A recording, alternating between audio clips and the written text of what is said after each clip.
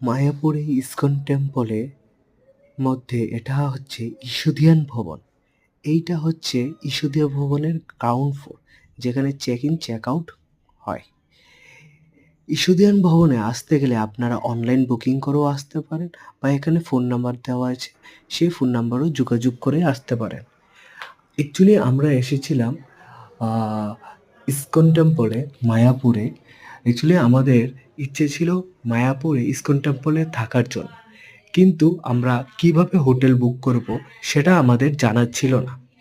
সেই ক্ষেত্রে আমরা প্রথমে ইসকন টেম্পলের ভিতরে ঢুকি। ঢোকার পর আমাদেরকে দেখিয়ে দিয়েছে গদা ভবনের সাথে কথাবার্তা বলতে।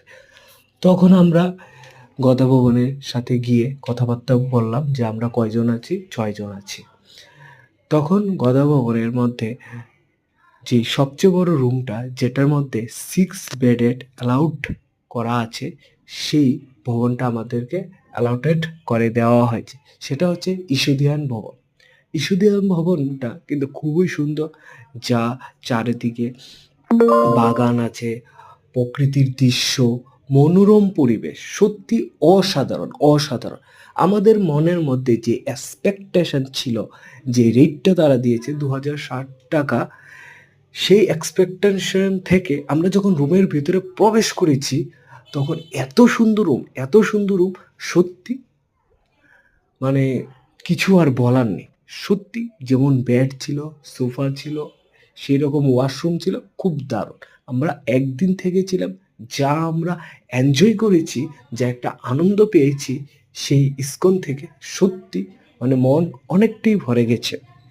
আর এখানে এসে আপনারা অনেকটাই মনের শান্তি পাবেন। এবং আমরা ছিলাম 4th ফ্লোর, সেখান থেকে বসে, এই জায়গাটায় আমরা বসেছিলাম, সেখান থেকে আমরা ভিডিওটা করেছি। এত সুন্দর ভিউ ছিল, মানে সেটা আমি আপনাদেরকে মুখে বলে সেটা আমি ফিল করাতে পারবো না। সেটা ফিলটা অনেকটাই দারুণ ছিল।